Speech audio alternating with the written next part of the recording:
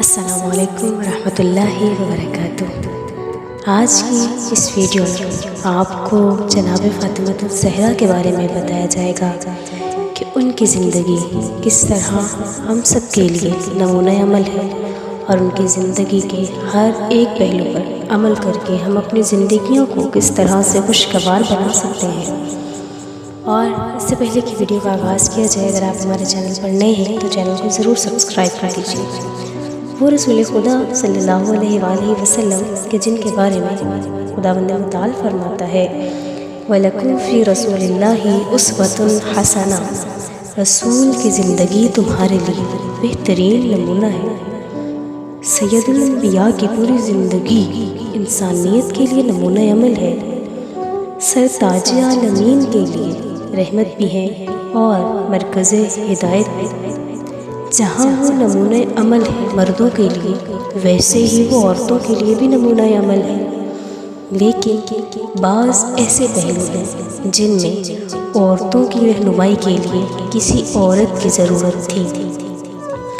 تو سب سے پہلے جو خاتون اس دنیا میں تشریف لائی وہ جناب حوا، وہ حضرت آدم علیہ السلام کی زوجہ تو ہیں، لیکن وہ کسی کی بیٹی نہیں تھی، تو اس لحاظ سے ان کی زندگی ایک بیٹی کے لحاظ سے وہ پہلو خالی تھا۔ اسی طرح سے قرآن میں حضرت نوح علیہ السلام اور حضرت لوط علیہ السلام کی بیویوں کا تذکرہ ہے۔ انشاءاللہ آنے والی ویڈیو میں بتایا جائے گا کہ حضرت نوح علیہ السلام کی بیوی اور حضرت لوط علیہ السلام کی بیوی کیسی تھی۔ وہ نمونہ عمل نہ بن سکی۔ حضرت مریم علیہ السلام جو مادر عیسیٰ ہے، مقدس خاتون ہے، سید السردار تھی وہ اپنے زمانے کی خواتین کے لیے، اور ان کا کھانا جنت سے آیا کرتا تھا، لیکن وہ کسی کی زوجہ نہیں تھی، تو ایک پہلو ان کی زندگی سے بھی خالی تھا۔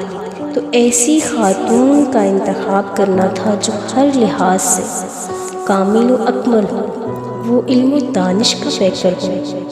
ایک ایسی مقدس خاتون کی ضرورت تھی جو ماں بھی ہو، زوجہ بھی ہو، بیٹی بھی ہو، تو اللہ نے اپنے حبیب کو وہ طاہر دختر عطا فرمائی تاکہ امت کی خواتین کے لیے نمونہ عمل ہو۔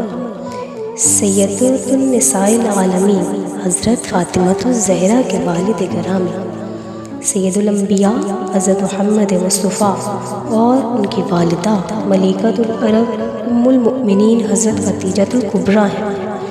بطول معظمہ انسانی شکل و شمائل میں جنت کی حور تھی۔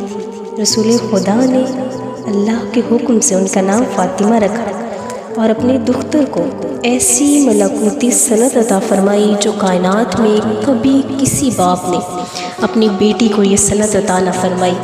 فرمایا فاطمہ تو ام ابیہا، فاطمہ تو گویا اپنے باپ کی بھی ماں ہے۔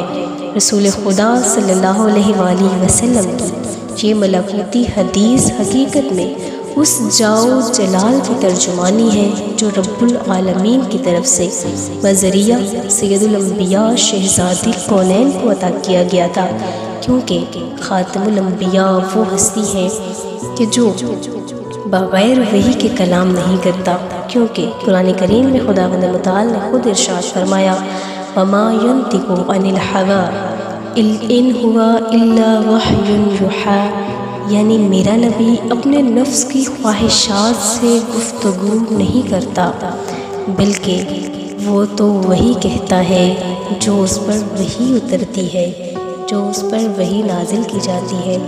سرور کائنات کی اس حدیث کا مفہوم یہ ہے کہ فاطمہ مجھے اس طرح سے محترم ہے جیسے ماں اپنی اولاد کے لیے محترم ہوتی ہے، کیونکہ یہ باپ کی بھی ماں ہے، خاتون جنت کی۔ یہ وہ فضیلت ہے جو تاریخ بشریت کی کسی اولاد کو حاصل نہیں ہوئی، کیونکہ سرتاج انبیاء کے علاوہ کسی نبی نے اپنے دختر کے بارے میں یہ نہیں فرمایا کہ میری بیٹی اپنے باپ کی ماں ہے، اور باپ بھی وہ جو سید الانبیاء ہو، جو باعث تخلیق کائنات ہو، جو فخر موجودات ہو، جو رحمت للعالمین ہو، جو شفیع المذنبین ہو، جن کے بارے میں خالق ارض و سما کا ارشاد ہو لولاک لما خلقت الافلاک، اگر میں محمد مصطفیٰ کو خلق نہ کرتا تو ہمیں زمین و آسمان کی کوئی چیز خلق نہ کرتا۔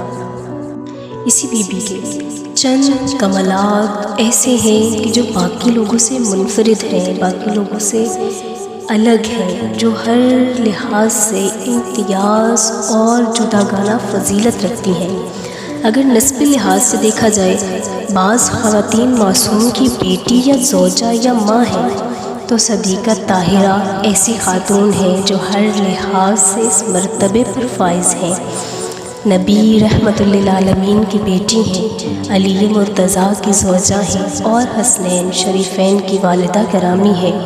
اگر طہارت کے اعتبار سے مریم بطول ہے تو صدیقہ طاہرہ زوج شیر خدا ہونے کے باوجود وہ اپنے فرزندوں کی مادی ولادت کے باوجود بطول ہے۔ اگر بعض خواتین کو ملائکہ سے ہم کلام ہونے کا شرف میسر ہوا تو جناب فاطمہ الزہرا وہ ہستی ہیں کہ جن کے در پر فرشتے اور ملک الموت بھی اجازت لے کر آتے تھے۔ اگر صداقت کے اعتبار سے مادر جناب عیسیٰ صدیقہ ہیں تو جناب فاطمہ الزہرا صدیقہ کبریٰ ہے کہ مریم اپنی عصمت میں عیسیٰ کی گواہی کی محتاج تھی، اور صدیقہ طاہرہ نے مباہلہ میں رسول خدا کی صداقت کی گواہی دی۔ ادبی اعتبار سے دیکھا جائے، ادبی شجاعت میں اگر مولا علی علیہ السلام نے مجمع مسلمین میں خطبے دیے ہیں تو صدیقہ طاہرہ نے دشمنوں کے اجتماع میں خطبہ پڑھا ہے۔ بے شک جناب فاطمہ الزہرا اپنی زندگی کے ہر ایک پہلو میں باکمال ہے اور ہر مرد و زن کے لیے بہترین نمونہ عمل ہے۔ اگر ان کی زندگی پر نظر دوڑائی جائے اور اس کے مطابق اپنی زندگیوں کو ڈھال لیا جائے تو ہماری زندگیوں میں پرسکون لہر دوڑ اٹھے اور ہماری زندگی سے ہر طرح کی بے آرامی نکل جائے۔ خدا سے دعا گو ہوں کہ خداوند متعال ہمیں ایسی زندگی گزارنے کی توفیق عطا فرمائے جو جناب فاطمہ الزہرا کے نقش قدم پہ چلتے ہوئے گزرے۔ دعا میں یاد رکھیے گا، ملتے ہیں بہت جلد ایک بہت ہی منفرد اور جناب فاطمہ الزہرا کے کمالات سے ریلیٹڈ ویڈیو کے ساتھ۔ تب تک کے لیے خدا حافظ۔